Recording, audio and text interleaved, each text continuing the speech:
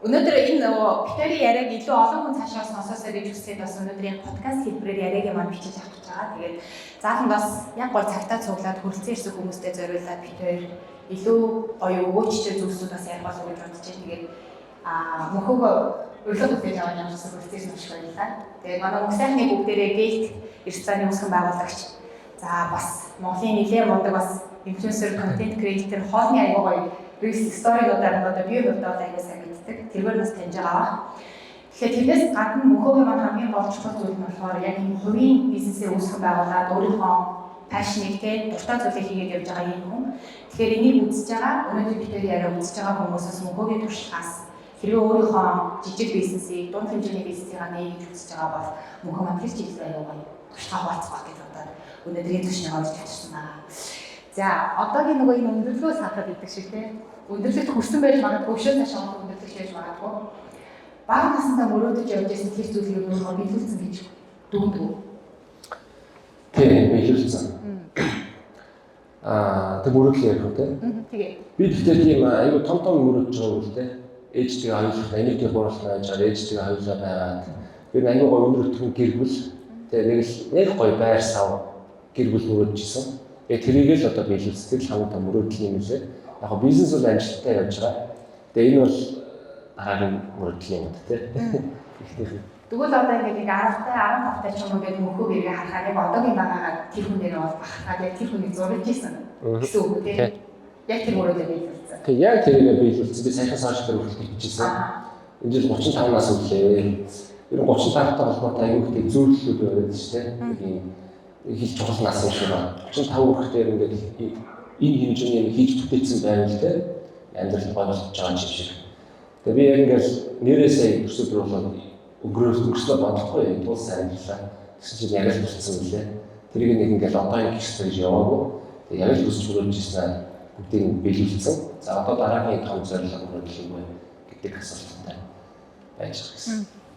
Сайн хэлж штэ нөгөө яг энийг гэж их бодож байгаагүй хүн тэр ингээд бодож явсан байна гэдэг тийм. Яг одоо энэ яг нөөцөө сууж байгаа сонсоо сууж байгаа хүмүүс ч гэсэн хүн болгоод ингээд хүссэн зүйлээ биелүүлээд өөрийнхөө дуртай зүйлээгээр ингээд бүр санхүү болгоод тийм мөнгө олгоод ч юм уу тийм ингэж ажил болгож тэр болгоо хүн болгох бас одоо байдаг. Тэгэхээр яг энийг бий болгох гэдэг нь яг өөрийн чинь ямар уур чадвар ч юм уу тийм ямар сэтгэл зүйч юм уу тусалсан гэж юу боддог. Энэ амьдралын тийм экономик point гэдэг байдаг шүү дээ. Тийм. Уур чадвар бол хотлаа нэлээ. Гол нь ерөөсөө чин сэтгэл юм лээ.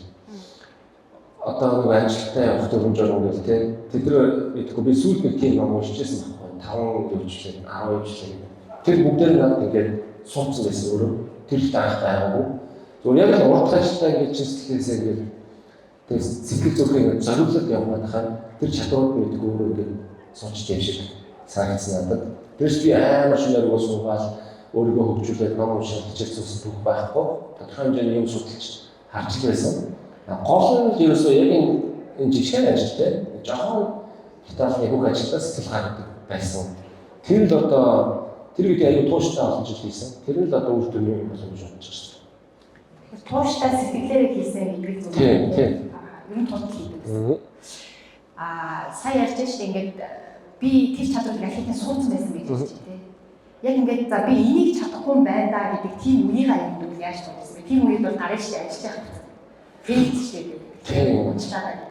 Тийм. Яг үнэхээр нөгөө фейлсэн тохиолдол аюул бага. Тэгээд ганцаараа одоо ээжтэй өссөн болохоор хариуцлага өндөр байсан юм уу? Одоо яасан. Тэгээд нөгөө сагстоглолттой байсан. Мэргэжлийн яг тамирчин байсан. Тэгэхээр нөгөө growth mindset гэдэг юм тодорхой хэмжээнд суудсан байсан гэж магадгүй. Аливаа юм ер нь болгочдоо за ер нь чадах хэрэгтэй ч гэдэг юм тийм. Нэг шатраад нэрвэсэл ингээд болчихдог. Тийм байсан. Тэгээд тэр сэтгэл зүй бас аюул чухал байсан болов уу гэж бодод байгаа. Яг саяны саад авах гэдэг нь бол жишээ нь зөндөө тохиолдсон. Тэр нь надад тийм амар том хэмжээний юм бол байгаагүй л гэсэн. Тэгэхээр нэг спортер хичээлдэг байсан болохоор тэр бас аюул тундаг болсон юм шиг. Тийм. Ялагч нэг тийм менталити гэж яриад. Тийм шүү дээ. Одоо жишээ нь тэр нэг чухал юм шүү. Би одоо 20 хүүхдээ мөржүүлэхдээ тэр жил одоо хичээлтэй. Сүүлийн жишээ нь одоо ингээд явж байгаа нөгөө сэтгэл биш үү тийм. Дээрлэхтийн тухай тийм. Миний бодлоор дээрлэхүүлээд бити дээрлэх гэхээс илүү тэгээд дээрлэх байх баг. Тэгээд зөв тэр ярьж байгаа зүг олон дээрлэхүүлж байгаа тэр хүүхдийн сэтгэл зүй дээр л ажиллах хэрэгтэй санагдаад байна. Үс өсвөр амьдрал төчнөө муу зүйлтэй таардаг шүү дээ. Нөгөө хүүхд дээрлэх болсноос илүүтэйгээр тэр хүүхд тийм юмтай тулвал яах вэ гэдэг сэтгэл зүй дээр л ингээд жоохон эцэг хинч үү тийм үү одоо нөлөөлж байгаа хүмүүс ч үү тийм үү тусалж болох юм.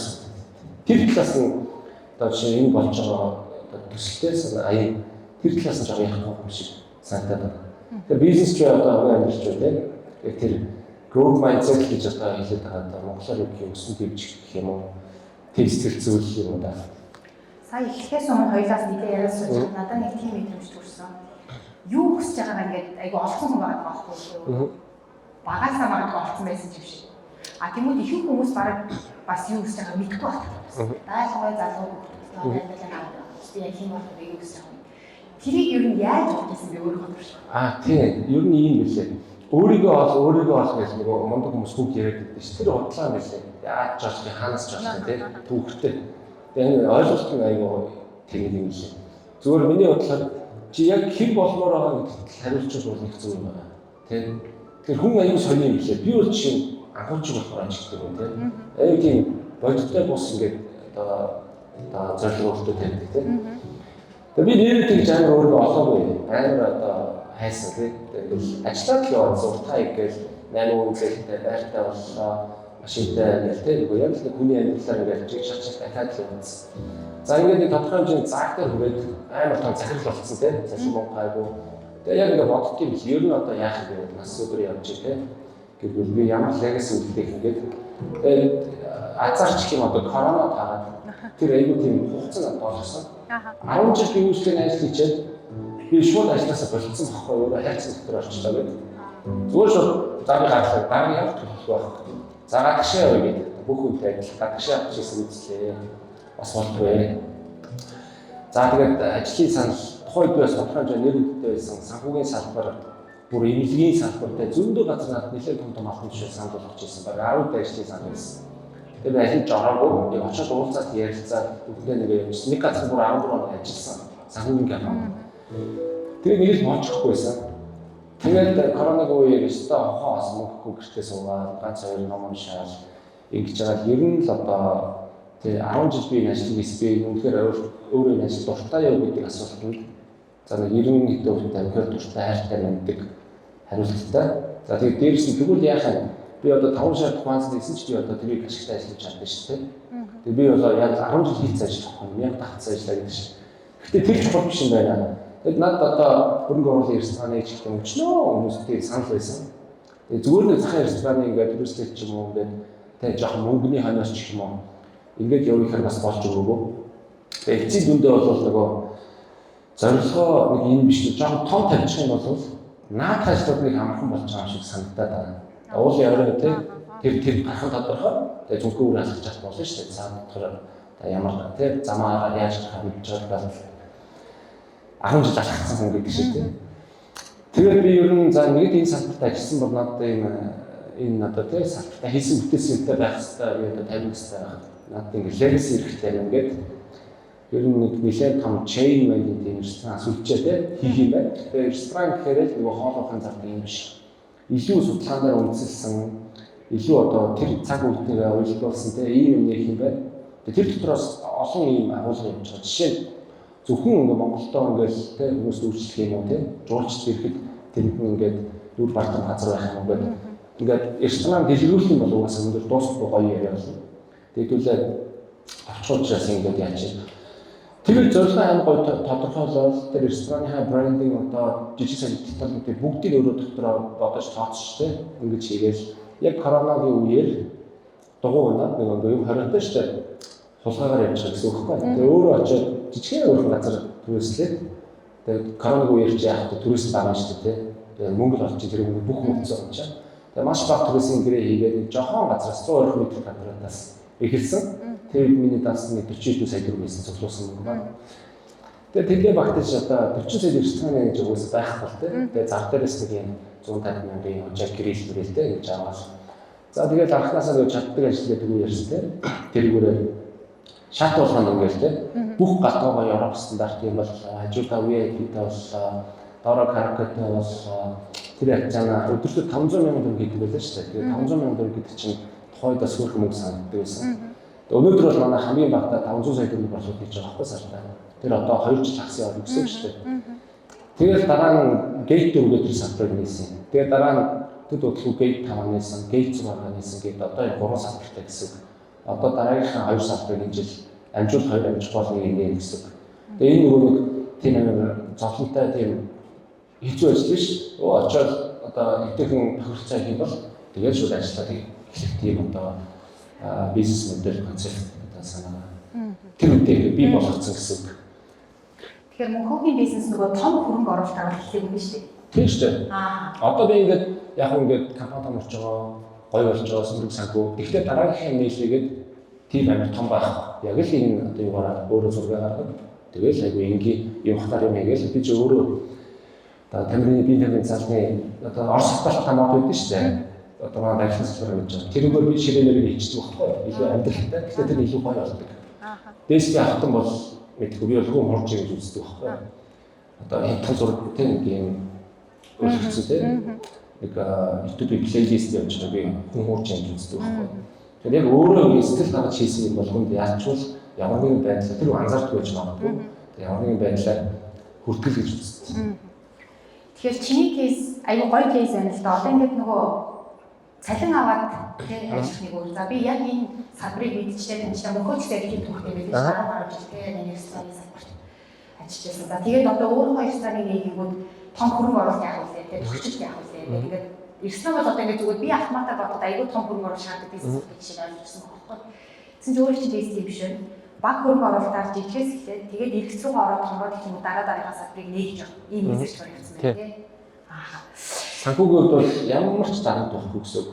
Банкнаас ямар ч зээл байхгүй.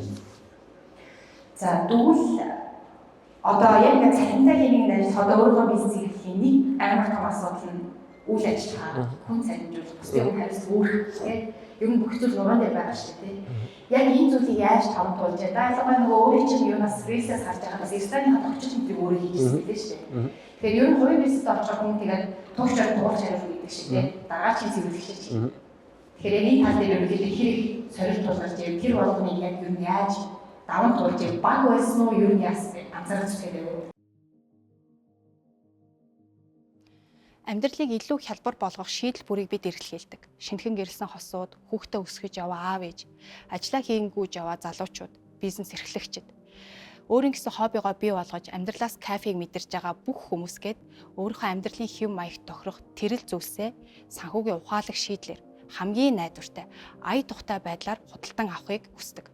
Тэгвэл Америкийн Amazon хятадын Taobao шиг онлайн худалдааны шийдлийг Монголдо нэвтрүүлж дэлхийн өнцөг болон бүрт борлогдож байгаа бараа бүтээгдэхүүнийг хамгийн өргөн сонголттойгоор найдвартай, ая тухтайгаар гэртээ хөрвүүлж авах цоо шин амьдралын хэв маягийг бий болгох зорилгоор Store бүтээгдэхүүн үйлчилгээгээ байгуулагдсан цагаас эхлэж сайжруулж явааг манай байнгын хэрэглэгч нар маш сайн мэддэг байна. Монгол хүн ам цөөнтэй учраас аль биесний брэндүүд ховор, дагаад сонголт бага, үн өндөр байдгийг бид бүгдээрээ мэднэ. Тэгвэл бид Store цэгийн мань вебсайт, Store аппликейшнаараа дамжуулан дэлхийн өнцөг булан бүрт худалдаалагдж байгаа бараа бүтээгдэхүүнийг авах боломжоор хангадаг шийдлийг санал болгодгоороо онцлог. Та Америкийн Amazon, Хятадын Taobao гэд монголчуудын хамгийн ихээр бараа бүтээгдэхүүн худалдан авдаг тэр дэлхийн онлайн платформудаас өөрийнхөө их хэл дээр яг л Монголоосоо бараа бүтээгдэхүүн худалдаж авч байгаа мэт төгөөрийнхөө төлбөрийн хэрэгслийг ашиглаж худалдаа авалт хийж чаддаг нь манай Store-гийн хамгийн том үнц юм. Онлайн дэлгүүрээс тэр дундаа гадаадаас биетээр нь харж үзээгүй бүтээгдэхүүний худалдаа авна гэдэг мэдээж хэцүү. Зарим тохиолдолд айцтай ч ах үе байдаг. Ийм учраас бид харилцагчтай хамгийн найдвартай үйлчлэгээ санал болгох зорилгоор таны захиалсан бараа бүтээгдэхүүнийг хамгийн сайн борлуулагчийг нь хайж өгөх. Өөрсдийн туршлага, дата мэдээлэл дээр үндэслэн бид үйлчлүүлэгчтэй хамгийн найдвартай үйлчлэгийг санал болгох зорилгоор таны захиалсан бүтээгдэхүүнийг хамгийн сайн борлуулагчийг олж өгөх. Өөрсдийн туршлага, дата мэдээлэл дээр үндэслэн хамгийн сайн бараа бүтээгдэхүүнийг найдвартайгаар танд захиалж өгөх үйлчлэгийг үзүүлдэг нь бидний хамгийн том бахархдаг нэг үнц юм. Та Америкаас, Хятадаас цаашлаад дэлхийн өөр өнцөг булан бүрээс Store-гаа дамжуулан бараа бүтээгдэхүүн загсан бол таны барааг хамгийн найдвартай тээвэрлэл дээр хүлээн авч таны үнэт цагийг өрөхгүйгээр, түгжрэл таныг уяхгүйгээр Монголын хамгийн том convenience дэлгүүр болох CU дотор байрлах өөрийн Store боксороо дамжуулан таны бараа бүтээгдэхүүнийг хүргэж өгдөг нь манай хамгийн том давуу тал онцлог. Өдөр тутмын амьдралд хэрэгтэй зүйлсээ дэлхийгээс авах тийм ч хэцүү ш. Та яг одоо Монголдо байгаа мэтэр худалдаа авалт хийгээд өөрийнхөө тогтмол ордог CU-гийнхаа салбарыг сонгоод Store Box-оос бараг авахтал болно. Хин нэг нь танихгүй гэрээ хаягаа хэлэх. Заавал нэг газар түгжирч очиж бараг авдаг үе хол хоцорсон. Та яг одоо утсаа аваад Store цэг юм гэж ороод дэлхийг өөр дээрээ авчраарай. Store таны амьдралын хэв маяг байх болно. Ерөөсөө түрүүнийх шиг хизээч над тийм хэцүү байж байгаагүй. За жишээ нь би хуучин дээр компанид 9 жил ажилласан компани. Үйлчлэгийн салбар маш их орж гардаг байхгүй юу. Тэгээ би Асен дээр би бүрэг гэдэг манай рестораны салбарыг 2 жил хагас харилцсан. Манай салбар дандаа шилдэг салбар болдог. Scale сордог тэр хол газар байгаа мөртлөө хүмүүс нь орж гарахгүй. Тэгээ хүний нөөцийн манаас супер салбар байсан байхгүй юу. Тэгээ миний хариуцж байсан ажлууд өнгөрч байгаа юм шүү дээ. Яг нэрнгээсээ одоо хүн ажиллах дуртай байсан. Яг тэр зарчмаар одоо явж байгаа. Үйлчлэгийн салбар бүгдээрээ ингээд ер нь ороогоор аягүй хэцүү байгаа. Манайхс одоо ингээд нэг 20% нь орж гарч байгаа. Гэхдээ 80% өөрсдөө манайхыг зорж ирж ажилладаг. Манайх ажлын зар тэр болгон тийж амар олон сүнс үлжээр тавьдаг юм. Facebook дээр л бас тавьдаг байна. Тэгээд ерөнхийдөө түрүүний би хэлсэн шүү дээ. Жижиг сажигын сэтгэл гад гэдэг тийм. Нэрнгээсээ би одоо ингээд хүүхд болгон дээр л ингээд тусуулт нь уулзаад тийм. Ажил амьдралд ингээд эрэхтэй. Би супер өдөр цалин өгч чадахгүй шүү дээ. Зах зээл дээр нэг сая 200 сая 500-аар тэрийг л өгч байгаа. Тэрний цаана урамшуул бонус гэх юм хүн байдаг. Тэгэхдээ 4-5 сая өгч чадахгүй байхгүй өөрсдөө ажиллаж. Тийм учраас яг хүүхд болготой хүн болготой нэрнгээсээ чи сэтгэл гаргадаг. Одоо тийм энэ утлаа хацаа гэж хэзээ шаардж байгаа. Тийм болохоор тэрнийх л одоо үр дүн байх гэж боддог. Манай бол аюул доктор суурьштай гоё залуучууд хөгжил төвшөд ажиллаж байгаа. Тэгээд аль болох одоо боломжоор нь дэмжиж хийсэн сандралтын хэрэгтэй зан зөвлөж хийсэн гэж явж байгаа. Залуу компани дундаж насны бараг 22 аюул гоё тийм. Манай төгсөлтөйч ивент одоо 6 дахь жилд орж байгаа байдлаар ивент баггүй. Энэ жил бид хэд бүр нийтдээ хийж байгаа аюул онцлог байгаа. Тэр утгаараас мөнгө өгдөг. Тэгээд барилга гэхээр одоо чинь хүмүүс аяга хол асуудаг. Би ч гэсэн миний санджаар би 6-7 жил өмнө нэг салбарт ажиллажсэн. Тэгээд хүндэрсэн тийм. Тэгмүүд чигээд өөрөө интерьер хийжсэн гэх тэгэхээр барилгачийн хол юм шиг нэ би тэгээд ямар нэгэн байдлаар зөвхөн хөнгөлтэй засвар хийх гэж зүсгийн ажиллагаа баригч ер нь нэг хол болчихж байгаа байхгүй. За яг чи тэр өөрийнхөө яг нэг худалдаа авахын ч юм уу тэр засчих үеийн түүхийг ярьж яасан бэ одоо тэгээд за би энэ нэг талбай байна 100 тавь. За энийг би хүснээрээ төвчүүлнэ гэж чиний гоё зураг зурсан шүү дээ. Тэгээд нөө 100 явах. Яв шүү дээ яг явт юм билээ. Яваа тэгээд би инженерийн сургуульд төгссөн байхгүй уулын хаашилтын инженер. Юу тэр тооцоо муутай хүмүүсийн ажил 100 руу 100 явахгүй гэж тооцсон байх болно гэсэн юм байдаг юм билээ. Яач гэх тийм. Тэр хэцүү байсан хүн байсан. Юу нэг хүнд байгаа кафетэс. Тэгээ одоо манай анхны салбар бол автоо оноо ихтэй. Угаасаа зураг гаргах гэдэг чинь өөрөө интерьер ихэвчлэн хүмүүс интерьерийг л гэдэг байх. Тэгээ одоо нөгөө ажлын зураг гэдэг чинь тийм. За материал тооцоол яг үгүй баримжаач байгаа юм систем биш учраас адаглаа тогны салбарч гэдэг юм те нэг юм жижиг сажиг тийм хэмжээнд байсан ба хэмжээнд дээр жоо алдсан байдаг. Бусдаар бол тайчгүй. Зөв сонирхолтой хөгжөлтэй гэх юм бол би өөрөө дотроо зураг гаргаж чадсан шүү дээ. Айгу хөөрхөн багхгүй. За тэгээд ер нь тренд болж байгаа одоо энэ загварын шийдэл арт бетон гэдэг юм. Одоо энэ нэг бетон шиг ханы фактуртаа хийсэн шүү дээ. За энийг хийхэд үзлээ. Манайд оруулцдаг Орос ингээд зөндөө газрууд байгаа. Нөгөөний жижиг сахтай 500 төгрөг. За миний мөнгө чинь үнэтэй. Айгүй ингээд бахахгүй би яаж чадчих авах хэцүү. Би тийм болохгүй хүсэж байсан ч гэсэн. За тэгээд тэрийг хийхэд бол зүгээр хийчихгүй. Тэжээс инженер хүн тэрийгээр мэрэгсэн хүн ирээд яг тэр фактурыг гаргаад ингээд хийдэг. Тийм байхгүй. За тэгээд би судлаад цэцлэж нөхдөд яриад. Одоо нэг хар замаас гарах үстэй болоогүй. Хар замаас ч бас өнгөн болохгүй байгаа янз бүрийн хийгэж болохгүй. Тэгээ ротбан гэдэг одоо хандгчдаг юм байна шүү дээ. Манай хүмүүс тэрийгээр хийгээд YouTube-ээр үзэж чаад яаж фактур гаргах уу гэдэг үзэж чаад тэгээ хийжсэн. Одоо гурлаа чи өөрөө хийсэн юм. Өөрөө цуган хандаж байгаа юм. Тийм одоо манай гурван салбар гурлаа ротбан гэдэг сарал материалаар ингээд хийсэн байдаг. Хамгийн их материал шүү дээ. Гэхдээ үнэхээр гоё харагддаг. Интерьерийн үед ингээд тийм фактур нь тийм байвал гоё ингээд хөдөлгөн шархыг өгчүүл тэр хана гэж гоё тогтолдог. Ингээд жастаас бүлгчүүлчихдэг тийм. Өнгөний үед айгүй нэг дэмжиж харуулаад ер нь л юу хатаа болгочихдог гэсэн. Би тэгэд өнөөдрийн төсвөлийн ивэнтээр одоо 3 цагаас ингээд үзээд байна хэлхий. Тэрэн дээр яг одоо өөр чинь туулсан яг тэр үйл ажиллагааг айгүй гоё замаар шийдэж байгаа юм шиг байна.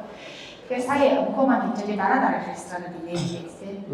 Тэгэхээр тэрний догчлон дээр магадгүй одоо тэр яг шийдлэр ингээд одоо худалдах боломж нь ч юм уу нэгдчихвэл санхүүгийн болон цаг хугацаа энергийн хувьд бол би хэмжиж чадах гэж байна. Зөв шүү дээ, зөв. За тэгвэл дараагийн асуулт энд бас ингээд жидүү эрхэлдэг ч юм уу эсвэл өөрийнхөө бизнесийг хийх гэж байгаа хүмүүсээс сонсож магадгүй бас үзэх байна.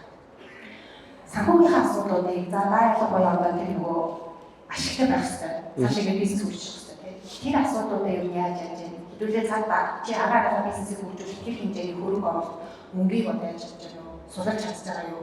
Эрсдэл даалгавар үйл ажиллагаа гэдэг бизнес зарц хэлбэртэй шүү дээ. Тэгэхээр тэрэн дээр яадаг вэ? Зардлыг ямар түвшинд хэмнэх ч юм уу?